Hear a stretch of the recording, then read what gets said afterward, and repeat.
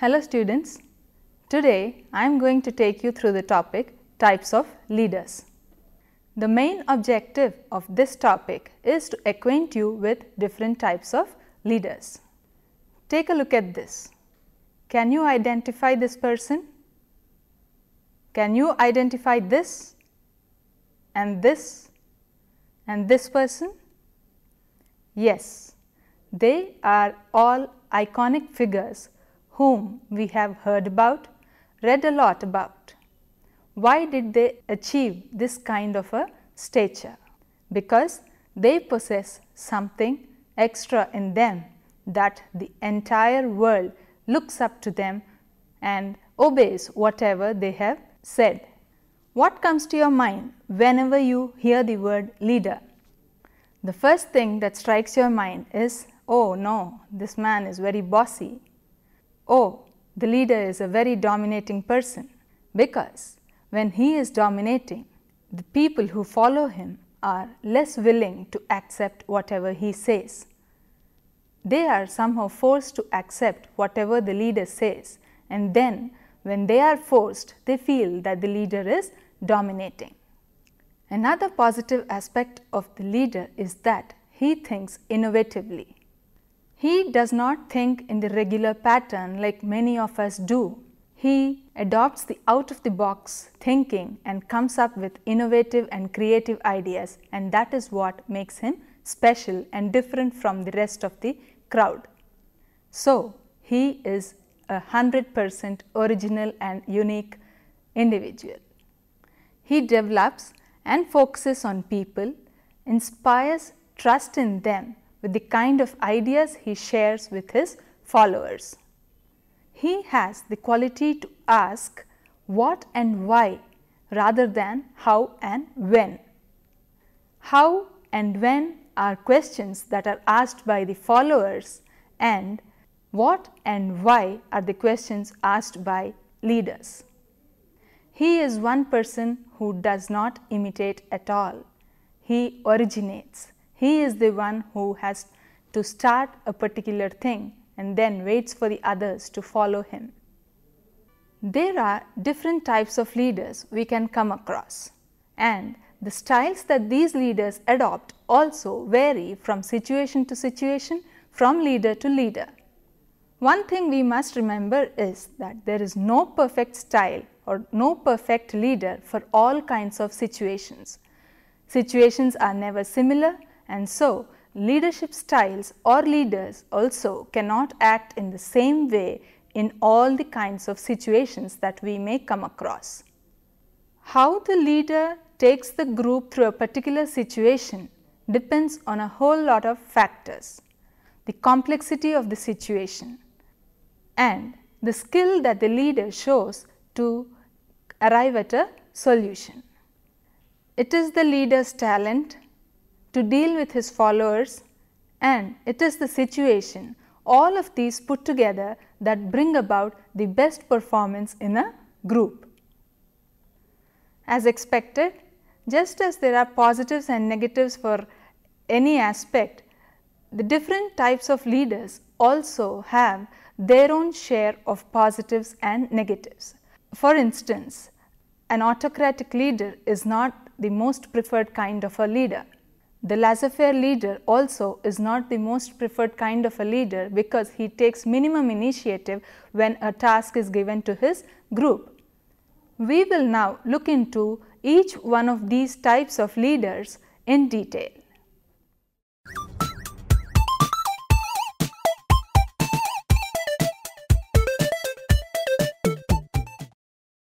The first type of leader we are going to look into is the traditional leader.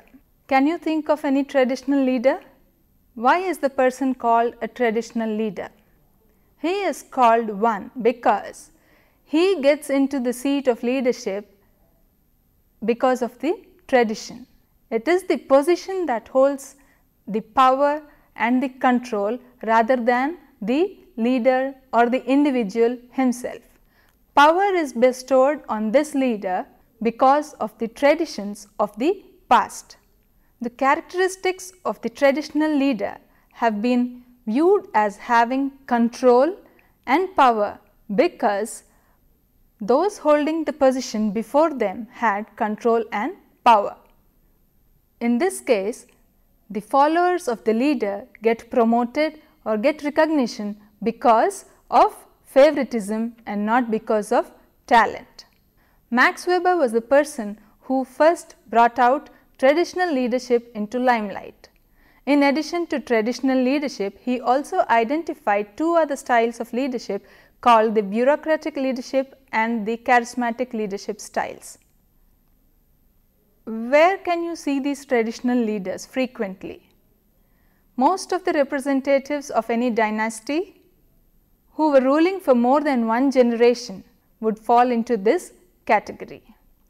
Majority of the monarchies, oligarchies, theocracies would be the best example of having traditional leaders. Very often, it is the male head of the family who is the traditional leader of that family. Traditional leaders are frequently found in family-owned businesses. After the father, it is the son. After the son, it is again the turn of his son. So, it is more or less like the successors who become the leaders, not because of the true ability or quality that the person has. In traditional leadership, the authority is bestowed upon the leader because of tradition. In the charismatic leadership, the authority comes from the personality of the person and the qualities that the leader possesses. In the bureaucratic leadership, authority comes from the powers that are legally attached to the position. So, that was what we have learnt about traditional leader. He is a leader because of the power that comes through his family lineage or the dynasty or family owned businesses. There is nothing great about the individual per se, but there are followers following him in leaps and bounds only because of the position he holds, not because of his characteristics there.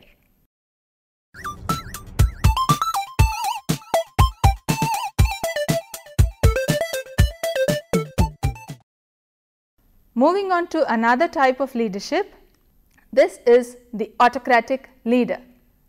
As the word suggests, the autocratic leader is one person who is very authoritative and takes his own decisions and insists that all his subordinates or followers abide by whatever is said to them.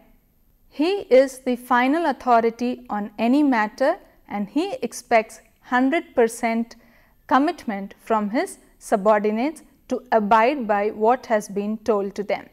There is absolutely no one in the group who can challenge whatever he has told or the decision he has taken.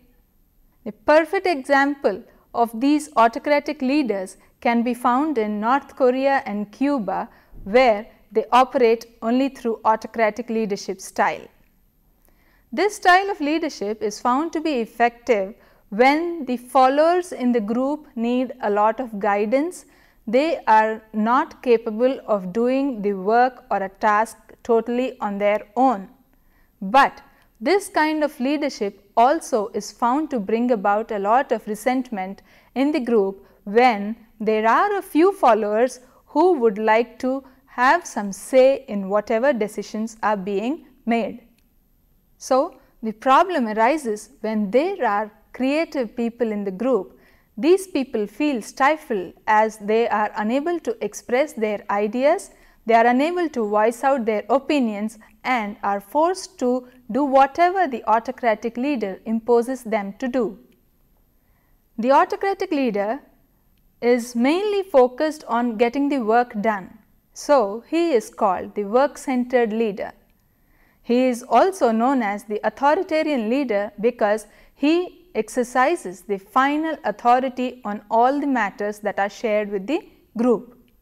And so, this style is also called the leader-centered style.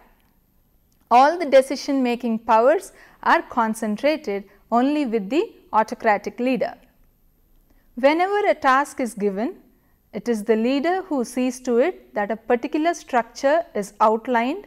He explains what is expected of his group members and then he tells them what should be the outcome.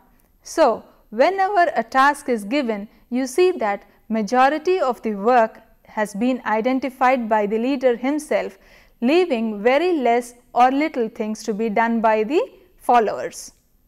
As a result, the subordinates simply do whatever they have been asked to do. This is more or less some kind of spoon feeding. You have to do this, you have to do that, and you have to do this. But one strict aspect about this leader is that any deviation from whatever has been told to the subordinates, he will not tolerate. That is why we have the name authoritarian leader. Why not probably Hitler fits this bill perfectly. This kind of work allotment, structuring a job and all the things that the leader does becomes so habituated to the subordinates that they start expecting more from their leader and they will not start on a job until and unless these instructions are given by the leader. They have an authoritarian figure who is going to tell them what they are supposed to do. As a result, these followers become completely unaware of the goals, the ultimate goals. Because of this kind of allotment of work and close supervision, the subordinates in the group are not fully aware of what their contribution should be to a group or to an organization. They perform only to the extent that they are told by the leader. It is the autocratic leader who takes full responsibility of the success or failure of a given task. He takes full responsibility for decision making, for initiation of the action, for directing, for motivating and also for controlling of various other factors that play while the subordinates are working in a particular task. Why does he take this kind of complete authority within himself?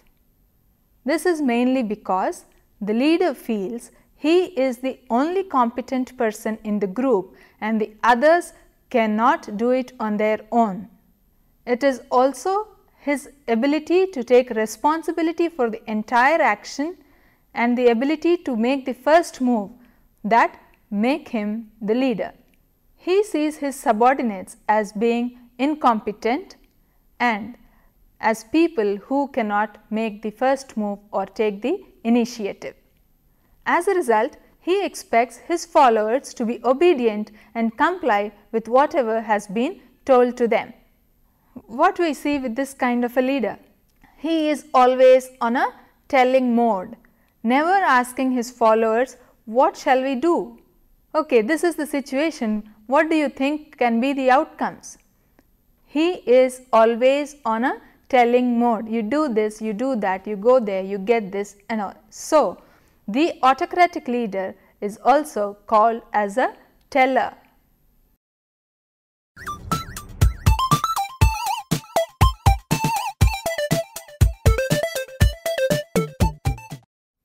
The autocratic leadership style is found to be efficient because there is minimum time lost in seeking opinions from others. You give a problem to a group, the autocratic leader takes hold of the situation, understands what it is, lays out a guideline, then shares with his followers, you have to do like this A, B, C, D and E. Yeah, you are at the final answer of the problem that has been given to you. There is minimum time loss. So, if at all there is a situation where time is limited and you have to arrive at a solution, the autocratic leader is found to be efficient because the followers have no time to say, we are not going to do this, we are not going to do that. This leader has the ability to tell them, you have to do it and you can do it. The subordinates often show resentment for this kind of a leader. Why? Purely because the followers are never, or rather the subordinates are never asked a single question. When do you feel a part of a group?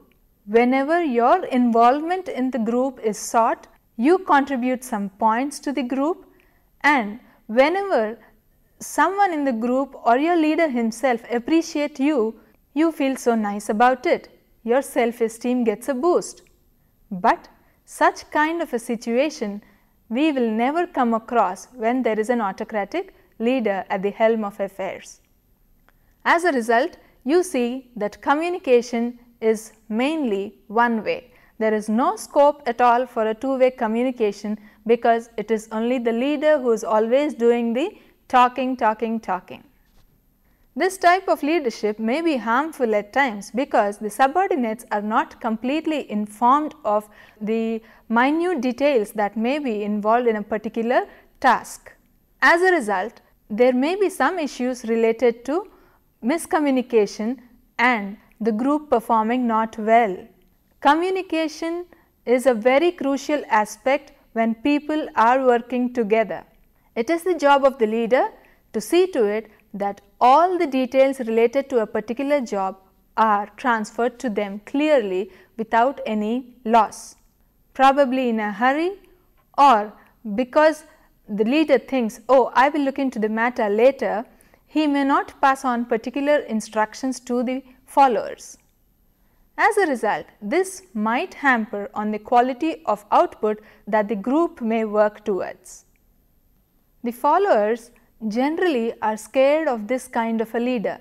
Even if they want to voice out their opinion, they are scared because of this authority figure. They stifle all these feelings and emotions and lead a very subdued kind of a life when they are under his leadership. This also makes them feel insecure at some time. If the follower wants to progress in his career or wants to become the leader within the group, he cannot, because this authoritarian leader, rather the autocratic leader, will never let it happen, because he is operating there purely because of his self-interest. He wants to hog the limelight, he wants to be the helm of all the affairs, and he wants to be the final authority on what is being said and what the group will have to do. Under this autocratic leadership, we have two subcategories.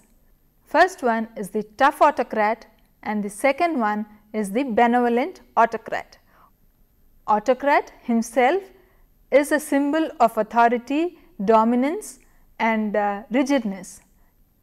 The tough autocrat thinks that he has to only deliver orders, pass on orders, and his followers have to abide by them without a question. Very often, this kind of leadership brings about insecurity in the followers and lack of confidence in their own abilities. The tough autocrat thinks that you have to pay them for their performance. That is it. The matter ends there. He does not appreciate the followers enough. Praise is very sparing in his dictionary.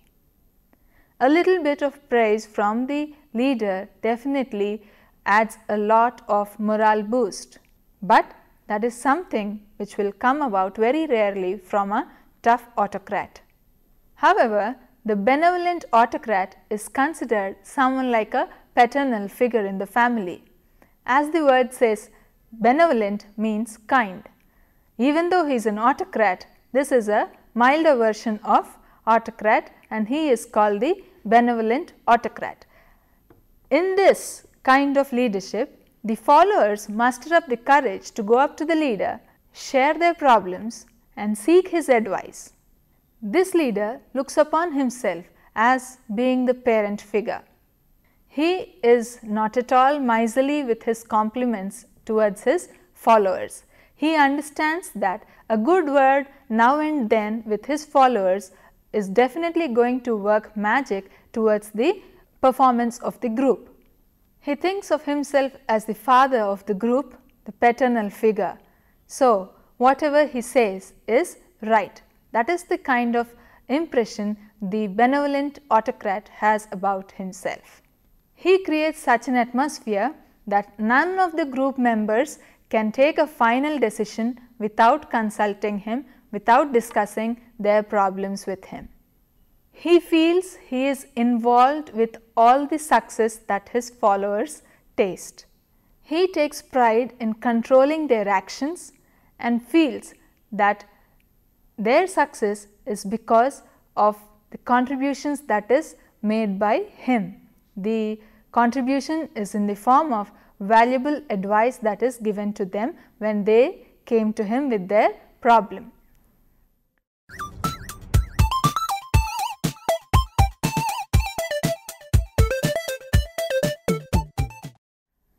This is the democratic leader who takes all kinds of contributions from his team members, considers what they are telling him on a given issue. Also known as participative leader, the leader values the inputs that are given by his followers or the team members. However, the responsibility of taking the final decision lies in the hands of the democratic leader. This kind of leadership is found to boost the morale of the employees or the group members, because they feel that they are making a contribution towards the growth of the group or the organization. It gives them a kind of feel-good factor as the leader is seeking for their opinions. Such a kind of leader and his leadership style is found to be very effective for an organization that is going to make changes within the organization. The changes can be brought about easily, and it is basically a participative style wherein there can be some kind of brainstorming sessions and the various participants in the group will be asked to come up with their own ideas. Once the leader compiles all these ideas, the final authority stays with him to identify the kind of steps he is going to take after consulting his people. By doing so, the followers also feel that they have been involved in the decision making process in any kind of a decision that is going to make a huge difference to the organization. This style of leadership is found to be highly effective when important decisions are to be taken in a very short period of time. The democratic leader is also known as the consultative leader. He is also known as the group-centered leader because he values the opinions of the group very high. As there is involvement of the members in the group in decision making, the group functions with great congeniality, and this kind of leader, the democratic leader, is never resented ever by his followers, unlike the autocratic leader. He encourages his subordinates to function as a social unit and makes full use of their talents and abilities. Supposing a particular event is coming up in the organization, a cultural show has to be staged. So, this leader will ask his followers what are the various things we can do to make it lively, and he will delegate work to his members. He will identify the abilities and talent of each of his followers and make the best use of what they have got in order to stage a brilliant show. Participative leaders or democratic leaders, as they are called, they call for their subordinates to exercise high degrees of responsibility and freedom. The democratic leader just entrusts the task and expects their subordinates to be independent in whatever they are doing and hence take responsibilities for their action. They also give them certain freedom so that they need not go to the leader for each and every small thing. The leader does not use authority at all, but ensures that he is the final authority on the kind of decisions that are being made by the group. This kind of leadership is found to be useful in many ways.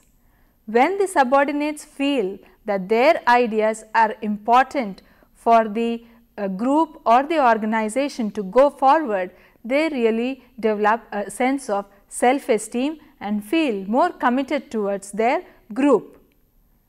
Once they develop this kind of self-esteem, once they feel that the leader is not cheating on them, that the leader is not dominating, he is seeking their opinions, the followers also will work in the direction to bring about more creativity in whatever they do, more responsibility in whatever they take up, and try to be more innovative to come up with ideas and solutions that will help for their future, their own future, as well as for the future of the organization and performance of the group as a whole.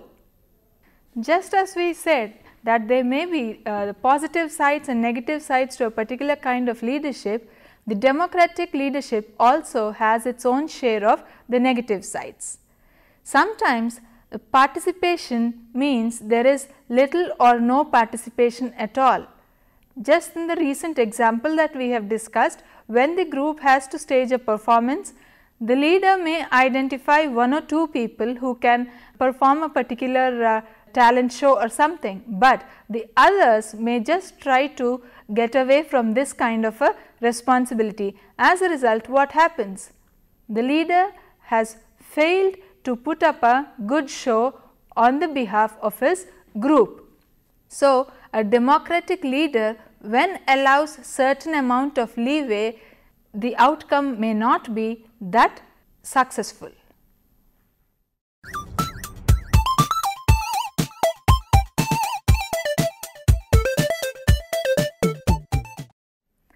A charismatic leader is a person who is extremely high on self-confidence. He thinks he knows everything, he is in the control of a situation. The charismatic leader has a lot of conviction in his own abilities and his judgment abilities too. He has a vision and he has a clear idea as to how he has to reach the goal. He has a vision and he will lead the group also towards reaching the idealized vision through a proper channel and a proper plan.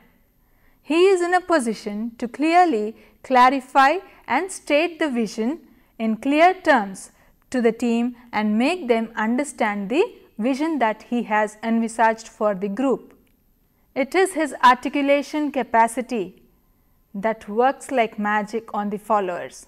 They are awestruck by this person. Can you think of one charismatic leader we have had?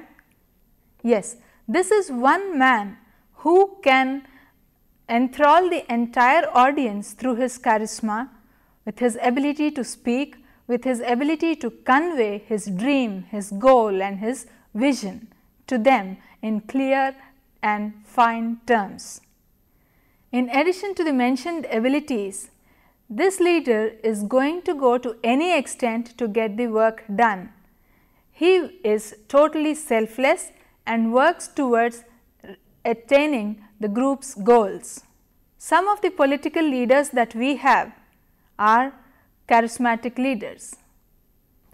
The charismatic leader is believed to possess that extra something that they can have the people around them. They have the ability to make realistic assessments and they can lead the group in an able manner. They will consider the environmental constraints that are there, the resources they have got, and they will be in a position to lead the group towards attaining its goal. Charismatic leaders always work towards setting themselves as an example for their followers to follow. They have confidence in their subordinates and at the same time expect a sense of commitment from them. It is found that followers of these charismatic leaders identify with the leader and also they take in the objectives of the leader as their own objectives. They exhibit extreme loyalty towards the leader and have confidence in the leader. They emulate the leader's values and behavior and derive self-esteem from their actions. In addition, it is also found that charismatic leaders have superior debating and persuasive skills. It is these skills that make more and more people get attracted towards the charismatic leader. Owing to the kind of impact and influence these charismatic leaders have on the followers, it is believed that these leaders can bring out some best performances under any kind of a condition. Situations that promote this kind of leadership include a crisis that requires dramatic change. Again, the charismatic leader also has a negative side to it. Charismatic leaders are always portrayed as wonderful heroes, but there also may be some cases of unethical characteristics that may be associated with these leaders.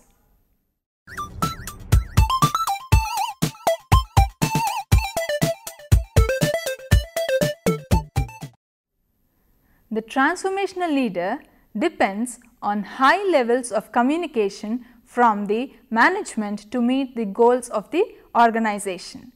These leaders motivate the group members and help in enhancing the productivity and efficiency of the group members. How do they do this? They accomplish this with the kind of high visibility they have and with the kind of communication skills they have.